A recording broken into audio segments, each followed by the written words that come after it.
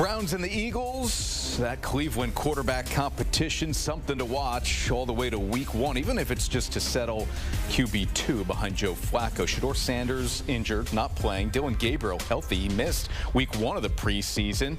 Over the middle there to convert a third down to Blake Whiteheart. Keeps the drive alive. 4 of 4 for Gabriel on this drive. 29 yards, and the Browns would punch it in. But here, a mistake you just don't want to see your rookie make. Picked off, and it's Andrew Makuba the other way.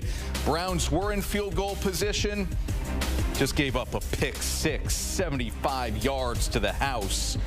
Later in the quarter, Browns now up 9-7. Pierre Strong here fumbles, and guess who falls on it? It's Makuba. Pick six, a fumble recovery for the Eagles here. Gabriel finishes 13 of 18, 143 yards in 5 drives. How about Kyle McCord, another rookie QB here, to Anais Smith for the touchdown.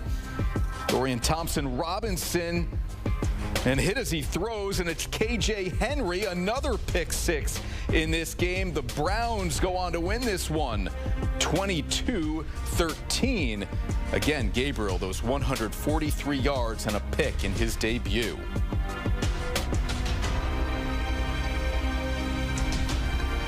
Showing you the box score here. Kyle McCord, already showed you Gabriel's numbers. McCord, a rookie for Philadelphia, 8 of 16, 47 yards, and the touchdown we showed you, but it comes in a loss to Cleveland, 2-0 this preseason, 22-13.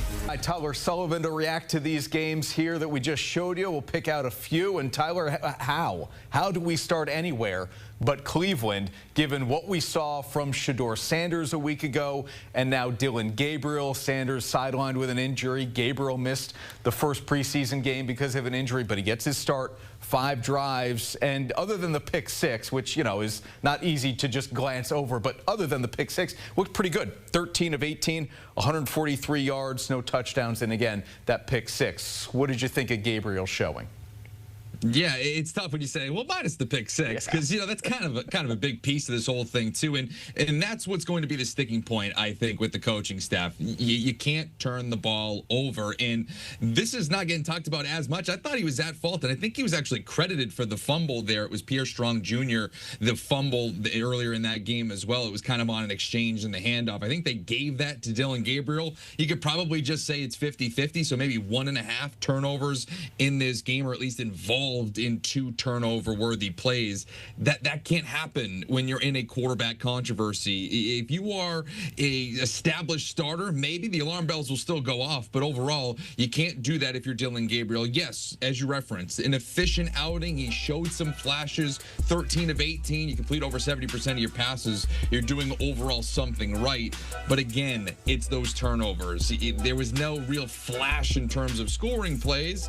So yeah, you can lean on the efficiency, but again, it's that number over there. It's 0 touchdowns, 1 interception. Again, I credit him half for that fumble earlier. So looking at the quarterback competition overall, you look at Shedeur Sanders, didn't throw any turnovers in that opener, and you know it's kind of silly because you do look at that game, you look at the game tape, there was at least 1 turnover-worthy throw that Sanders had in that debut, but he doesn't have it on his resume right now. Overall, I still think that this is Joe Flacco's job. Again, everybody's dealing with injuries, it feels like, outside of Joe Flacco. I don't know if that's the route that I would go down. Maybe that gives Kevin Stefanski the opportunity to win games early this season, but at some point, I think you have to figure out what you have and give a longer look to the likes of Dillon Gabriel and Shedeur Sanders to see if they are building blocks for the future. Again, Sanders is getting a lot of love, but Gabriel's the 3rd-round pick. He should probably have the inside track. So at some point, if they want to make that turn to a younger quarterback, it could be Gabriel. Shedeur a week ago, 14 of 23, 138, and those 2 touchdowns you talked about, no turnovers. All right, so we showed you the quarterback room. It's crowded. We know that. If Flacco starts week 1, it's a difficult start for the Browns on the schedule. So if Flacco starts week 1, what do you think the Browns should do here with their 2 rookie quarterbacks? Do they move one? Is Kenny Pickett still on the roster when this regular season starts? Yeah, it's going to be interesting. It's really going to come down to health, right? I mean, if one of these quarterbacks aren't healthy, that kind of makes the decision for you. But if it were me, if I were running the Cleveland Browns, I'm not. It'd be quite the payday if I could, but ultimately I'm not. But if I were running the Cleveland Browns, to me, I would, again, look at your young quarterbacks. I don't know what Kenny Pickett does for you, the same thing that Joe Flacco does. It can help you maybe win now, but I don't know if he's a guy that is really going to help raise your ceiling in 2026 and in 2027, because that's really what the conversation is here when we talk about possibly handing the keys over to Dillon Gabriel or Shedeur Sanders. Can they maybe you take a step back a little bit in 2025, but you're building that foundation to actually compete for something, a playoff spot in those years later on? So I would probably keep both the young quarterbacks. I'd certainly keep Dillon Gabriel. Again, you spent a third-round pick on him. Shedeur Sanders is the name in this quarterback room. But again, given his draft status, given where the team and the rest of the NFL seemingly values him, maybe he's a little bit more expendable. Again, that first showing was impressive. I would want to keep him around. So for me, it would be Joe Flacco, Dillon Gabriel, Shedeur Sanders. I'd start with those three. And if you want to keep one more, okay, fine. We'll keep Kenny Pickett. But if you're only going to have three quarterbacks, I'd stay with the veteran that you'll start the year with in Flacco, and then have your two developmental QBs duke it out in the shadows. Yeah, 4 starts to sound like a big number on a 53-man roster with the quarterback position there. All right, how about the Patriots and the Vikings game here? New England wins 20-12, and everybody was impressed by what Drake May was able to do as a rookie last year at quarterback. So we didn't see a lot of him on Saturday, but kind of know what you're getting there probably. And you'd love to have a running game that is solid for a second-year QB like May. What does New England have at the running back position? Travion Henderson scored a touchdown today. Yeah, a really impressive showing for the second week in a row for the second-round pick out of Ohio State. He is someone that I'm really interested to see the kind of role that he's going to be given with the New England Patriots, because I think when he was first drafted, everybody kind of looked at him and said, okay, this is going to be the next James White. This is going to be the next Shane Vereen, that receiving back, as he was lauded for his pass-blocking abilities at Ohio State.